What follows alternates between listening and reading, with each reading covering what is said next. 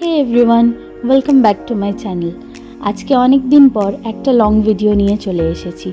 आज आमरा आबार बेरिये पड़ेछि एक अत्यंत जाग्रणीय जायगा जावार उद्देश्ये, और सेई जायगा हलो तारापीठ। जादेर जादेर एखोनो अभियोग आछे जे तारापीठ कखनोई आसोनी, तोमरा आमाके एई जार्नीते फलो करते पारो। चलो ताहले आजकेर एई जार्नीटा शुरू करी।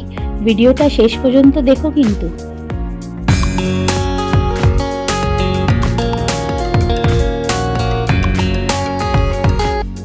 सामनेই देखते पाচ্ছো এটা হচ্ছে তারাপীঠের সীমানা। এখানে এসে মনের মধ্যে একটা আলাদাই শান্তি আর ভক্তির অনুভূতি হয়। এখানে এসে মানুষ যেন একটা নতুন ভাবে নিজেকে খুঁজে পায়। আর একটু এগিয়ে গেলেই তোমরা দেখতে পাবে তারাপীঠ মন্দিরের মেন গেট, যেখানে তোমরা দেখতে পারবে দুই সাইডেই বিশাল প্রতিমাগুলোকে। এই স্ট্যাচুগুলো মন্দিরের প্রবেশ দ্বারের মাঝে একটা আলাদাই ভক্তির অনুভব তৈরি করে।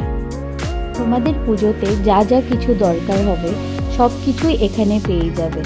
আমরা আমাদের পুজোর ডালা এই দোকান থেকে নিয়েছি। এই দোকানটি হলো মন্দির থেকে বেরোলেই 3 নম্বরের দোকান।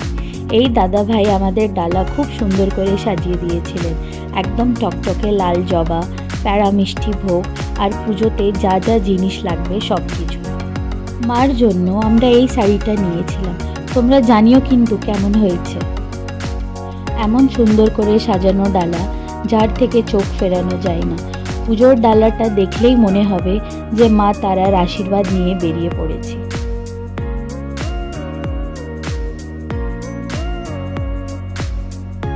তারপর আমরা ডালা নিয়ে বেরিয়ে পড়েছিলাম পুজো দেওয়ার উদ্দেশ্যে। আমরা অনেক ভালো করে মন ভরে মাকে দর্শন করে অঞ্জলি দিতে পেরেছিলাম, যা সম্ভব হয়েছিল এখানকার কিছু পান্ডা দাদা ভাইদের জন্য।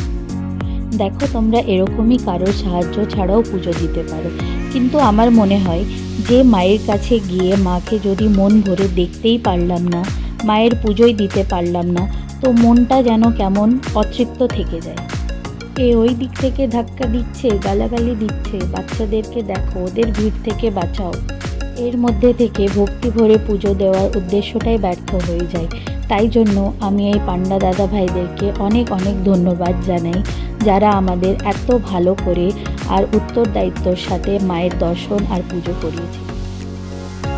তারপর আমরা মন্দির থেকে বেরিয়ে শ্মশানের দিকে ঘুরতে চলে গিয়েছি।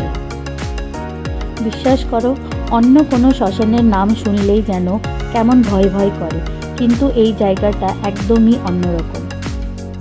মন্দিরের চত্বরে একটু ভিড় থাকলেও এই দিকটা খুব নিরিবিলি। এখানে এসে ভিড় থেকে কিছুক্ষণ দূরে আমাদের মন একটা আলাদাই শান্তি অনুভব করে।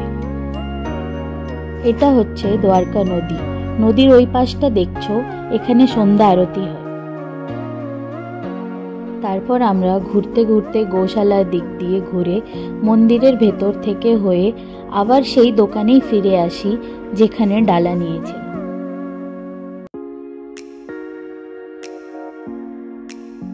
আমরা ঘুরতে ঘুরতে টায়ার্ড হয়ে সেই দোকানেই বসে পড়েছি।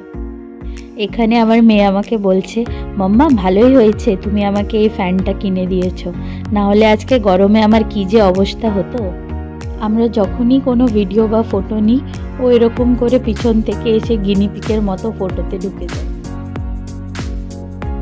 তারপর একটু বসে সেখান থেকে বেরিয়ে পড়ি। ওখান থেকে বেরিয়েই আমরা দেখতে পাই অনেক সুন্দর সুন্দর জিনিসের দোকান। মায়ের ফটো থেকে নিয়ে কাঁসা পিতলের পুজোর বাসন, শিবলিঙ্গ, শঙ্খ আরও অনেক কিছু। দুই পাশেই লাল জবা ফুলের মালা আরও অন্যতম পুজোর জিনিস থেকে দোকানগুলো খুব সুন্দর করে সাজানো ছিল।